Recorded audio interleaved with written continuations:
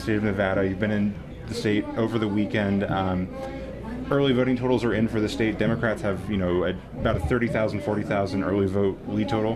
What have you seen over the last 2 days? Well, that's always the case. They always have an early vote total. That's not as big as the total they had 4 years ago or even 8 years ago. So I think we're going to overcome that pretty handily. The reality is he's got the enthusiasm on his side. She doesn't. They got to drag the people out to vote for her, because I think even the Democrats voting for it know she's a crook.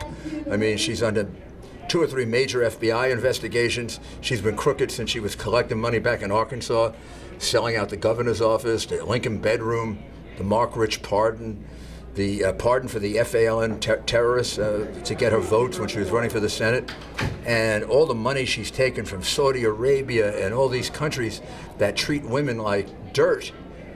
Treat women like dirt, they kill them. And she claims to be a feminist?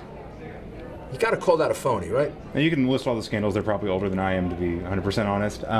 But you have to admit that Nevada is going to be a close state. It's going to be a point or two. Nevada is going to be a close state, and I think Nevada would rather have a president in the White House who can lower taxes, a president in the White House who can control immigration in a fair and decent way. In other words, we want to keep the bad people out, and we want to find a legal path for the good people to come in. And then when we get things settled down in this country, we get rid of the criminals and we get secure borders, we'll deal with the people that are here in a humane and decent way. No decent people are going to be hurt by this. What our main focus are the criminals, the illegal immigrants who come into this country and commit crimes here.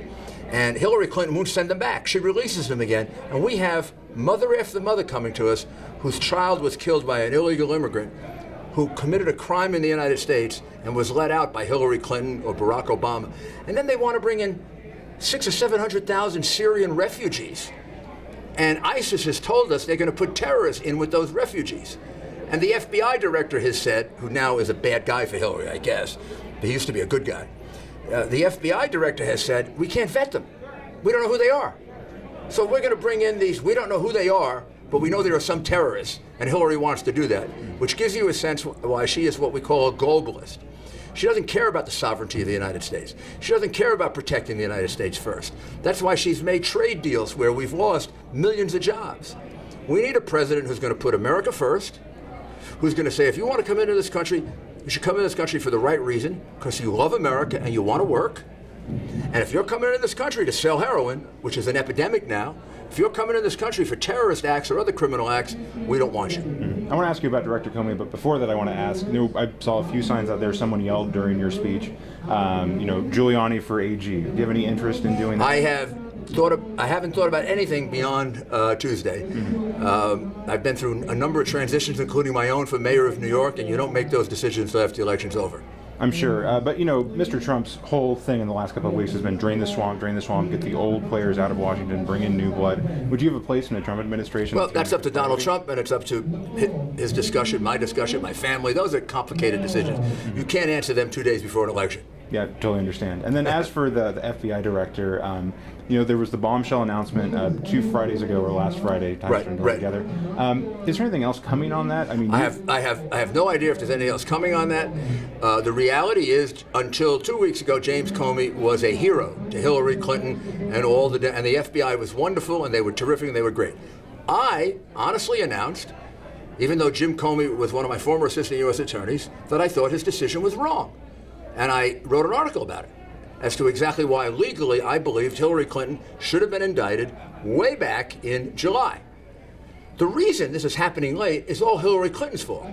What was she and Huma Abedin doing hiding the 650,000 emails? If they didn't want this to happen, they'd have turned them over to the FBI. If they weren't worried about them, they wouldn't have got rid of, bleached, and used acid to get rid of 33,000 emails. And they wouldn't have taken 13 telephones and made them disappear in thin air, 3 of them being hammered to shreds.